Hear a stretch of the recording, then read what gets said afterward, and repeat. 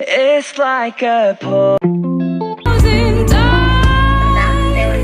I've got no roots, but my home was never on the ground. I've got no roots, but my home was never on the ground. I've got no roots.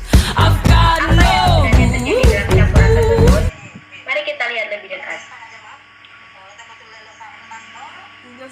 Molekul saling bertumbukan satu sama lain. Perhatikan baik-baik.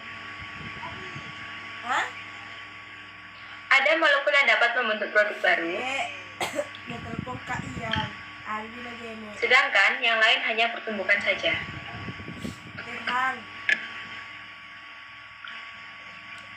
Tidak semua tumbukan dapat menghasilkan produk. Tumbukan pertama tidak menghasilkan produk. Namun, tumbukan kedua menghasilkan produk.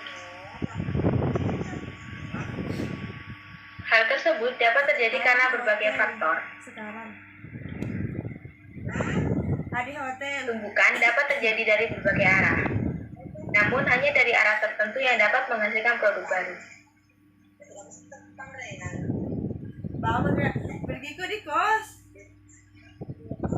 Masih ada satu faktor lagi.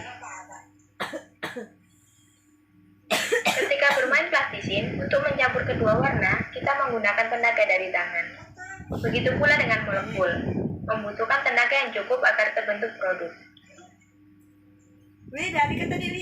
Tenaga tersebut disebut energi aktivasi. Tumbukan yang menghasilkan produk merupakan reaksi kimia. Reaksi tersebut membutuhkan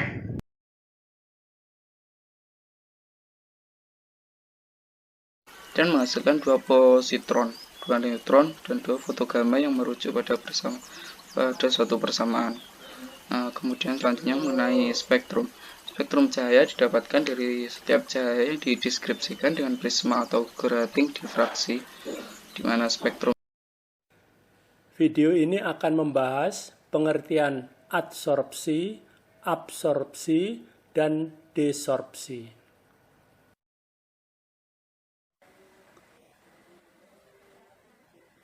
Saudara, adsorpsi adalah peristiwa menggumpalnya dan menempelnya molekul, ion, maupun atom pada permukaan suatu benda atau zat. Proses adsorpsi menghasilkan lapisan tipis zat yang diserap pada permukaan zat yang menyerap. Pada adsorpsi, ada yang disebut adsorben dan adsorbat. Adsorben adalah zat atau benda yang menyerap, sedangkan adsorbat adalah zat yang diserap. Adsorben yang berupa benda, zat padat, dapat menyerap unsur tertentu yang ada dalam cairan ataupun yang ada di dalam gas. Contoh adsorpsi, menumpuknya molekul pestisida, lemak, minyak, dan zat warna, serta bau dan rasa di permukaan arang karbon aktif, saat air dilewatkan suatu saringan karbon aktif, ataupun udara berbau yang dilewatkan saringan karbon aktif. Proses adsorpsi dapat berlangsung jika padatan atau molekul gas atau cairan dikontakkan dengan adsorben. Dalam hal ini, proses adsorpsi yang terjadi adalah molekul dan zat pengganggu meninggalkan larutan ataupun udara dan menempel pada permukaan adsorben. Proses ini bisa terjadi karena reaksi kimia ataupun peristiwa fisika seperti gaya van der Waals, gaya tarik-menarik dua partikel. Sementara itu, absorpsi adalah proses masuknya zat, cairan atau gas ke dalam benda cair atau benda padat. Benda ini disebut adsorben, yaitu benda yang dapat mendistribusikan zat yang ditangkapnya secara menyeluruh ke segala arah. Sedangkan adsorben yang dijelaskan sebelumnya hanya mendistribusikan adsorbat di permukaan saja.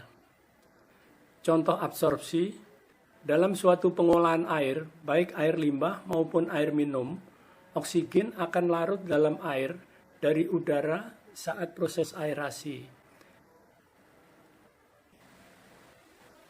Di lain pihak, desorpsi adalah lepasnya kembali ion molekul yang telah berikatan dengan gugus aktif adsorben atau absorben ke media lain seperti udara atau gas. Contoh desorpsi adalah lepasnya CO2 ke udara pada saat aerasi air tanah yang mengandung konsentrasi CO2 tinggi.